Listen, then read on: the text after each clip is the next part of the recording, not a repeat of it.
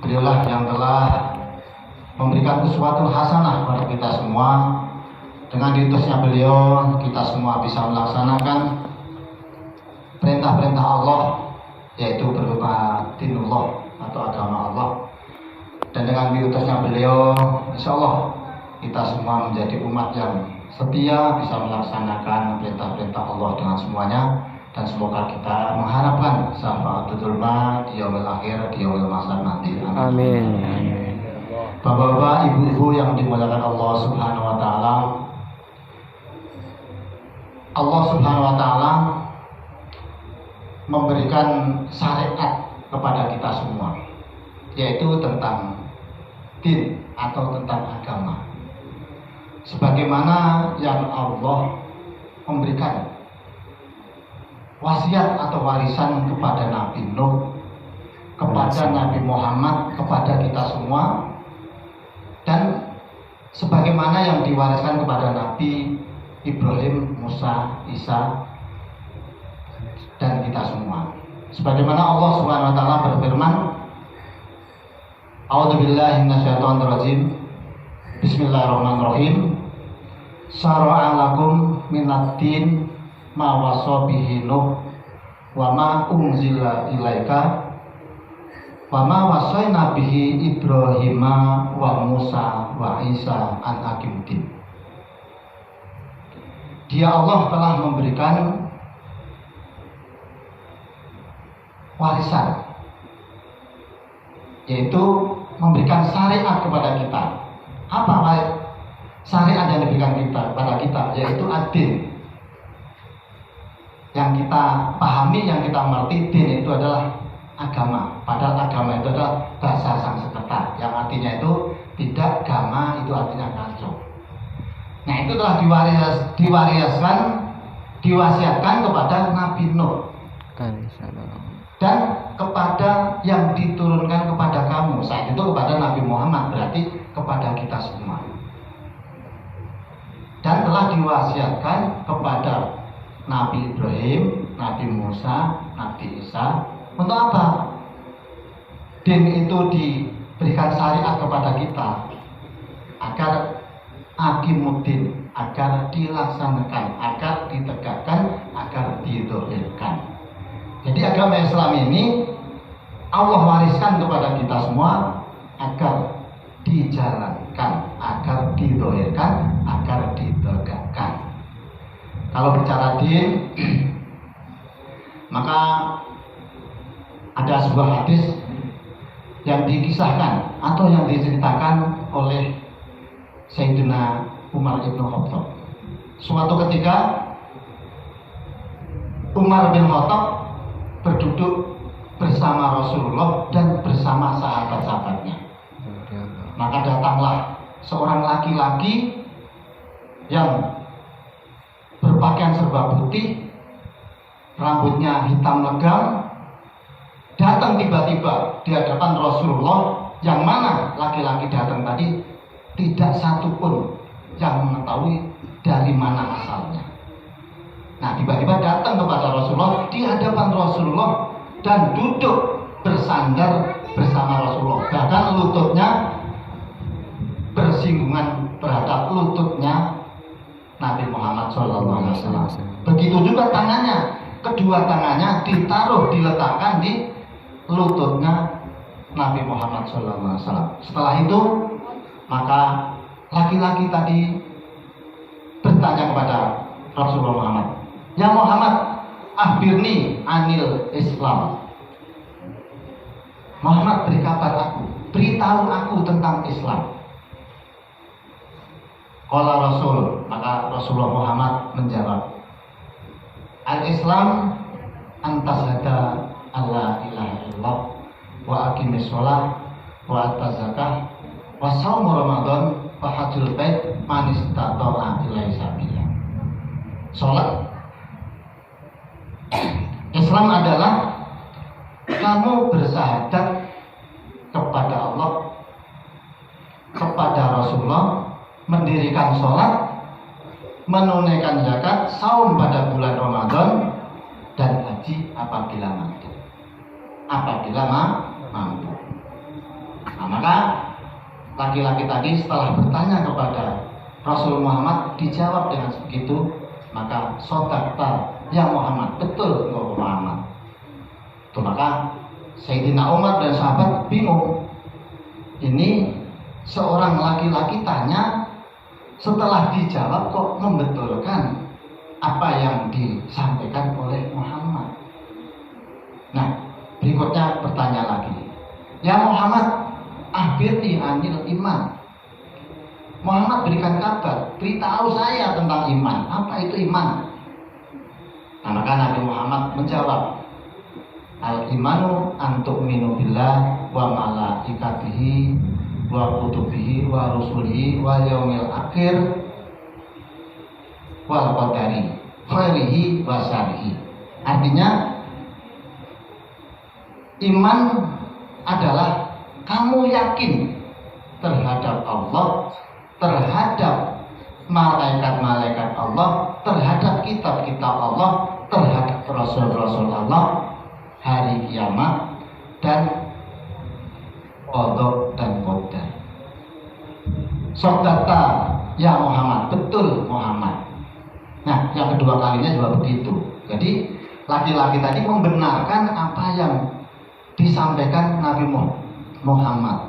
Tadi tanya, setelah dijawab membetulkan. Yang ketiga kalinya menanyakan lagi, Muhammad akhbirni anil ihsan. Berikanlah aku pengetahuan atau kabar tentang ihsan. Apa itu ihsan? Maka Muhammad menjawab, kamu beribadah kepada Allah seakan-akan kamu melihat Allah. Kalau tidak bisa, kamu merasa dilihat atau diperhatikan oleh Allah. Itulah ihsan. Nah, belum puas di situ, nanya lagi, ya Muhammad, beri kabar aku kapan datangnya hari kiamat. Tuh, nah pertanyaannya itu, maka Nabi Muhammad yang lebih tahu hanyalah yang menanyakan, atau hanya Allah saja yang tahu. Nah, dikala Nabi Muhammad ditanyakan tentang hari kiamat kapan datangnya, Nabi Muhammad tidak bisa menjawab. Nah, di situ. Nah, terus nanya lagi, apa tanda-tandanya hari kiamat itu? Maka Muhammad menjawab, apabila ada seorang budak melahirkan hamba. Nah, itu. Yang berikutnya, tanda-tanda kiamat, apabila ada seorang hamba sahaya, orang-orang miskin papa, orang-orang yang gelandangan berlomba-lomba membangun gedung yang megah. Itulah tanda-tanda hari kiamat. Itulah tadi pertanyaan seorang laki-laki terhadap Nabi Muhammad SAW. Nah, setelah itu akhirnya seorang laki-laki tadi tiba-tiba menghilang, tidak tahu kemana arahnya, sebagaimana datangnya dari mana, nah itu perginya juga kemana tidak tahu. Nah, akhirnya Nabi Muhammad menanyakan kepada sahabat-sahabatnya, terutama kepada Sayyidina Umar. Ya Umar, tahu siapakah tadi laki-laki tadi yang menanyakan kepada saya tadi? Maka Sayyidina Umar menjawab, hanya Rasulullah yang tahu, hanya engkau Muhammad yang tahu. Maka Nabi Muhammad bersabda, berkata, kalau mau tahu, dialah adalah malaikat Jibril yang memberikan pengertian, yang memberikan nasihat kepada kita, yaitu tentang din, tentang agama. Tuh, maka agama itu tidak terlepas dari tiga tadi, antara iman, Islam, dan ihsan. Nah, itulah din, itulah agama. Nah, maka untuk itu orang yang agamanya bagus, dinnya bagus, maka tidak terlepas daripada keyakinannya yang bagus, keimanannya yang bagus. Terus masalah apa? Ritualnya yang bagus, melaksanakan Islam yang bagus. Terus ibadahnya yang bagus. Berarti antara iman, Islam dan ihsan adalah tiga yang tidak bisa dipisahkan. Dan sebuah iman itu adalah sesuatu yang tidak bisa dilihat dengan kasat mata. Keimanan seseorang tidak bisa dilihat. Namun keimanan orang bisa dilihat dari mana? Dari amal ibadahnya. Nah, sehingga Allah Subhanahu wa taala memberikan sebuah tamsil di dalam surat Ibrahim ayat 24 ayat 25. A'udzubillahi minasyaitonirrajim. Bismillahirrahmanirrahim. Alam taro kaifa daraballahu masalan kalimatan thayyibatan kasajaratin thayyibatin asluha sabitun wa farhuha fis sama tu'ti ukulaha kullahinin bi'idzni rabbiha dzalikal amtsala linnasi la'allakum yatafakkarun. Apakah kamu tidak perhatikan bagaimana Allah membuat perumpamaan kalimat thayyibah? Kita semua paham kalimat thayyibah apa? Lafalnya la ilaha illallah. Nah itu. Jadi Allah menanyakan, apakah tidak kamu perhatikan bagaimana Allah membuat perumpamaan kalimat thayyibah kasajaratin thayyibatin, seperti pohon yang baik. Pohon yang baik seperti apa? Asluha sabitun wa far'uha fis sama tu'ti ukulaha kullahinin bi'idzni rabbiha. Pohon yang baik adalah yang akarnya tertanam kokoh dalam bumi, batangnya menjulang ke tinggi ke langit, dan pohon tadi berbuah tiap saat dengan izin Rabbnya. Nah, itulah gambaran kalimat thayyibah la ilaha illallah. Banyak pohon. Nah, kalau bicara pohon pasti ada akar, ada batang, ada buah.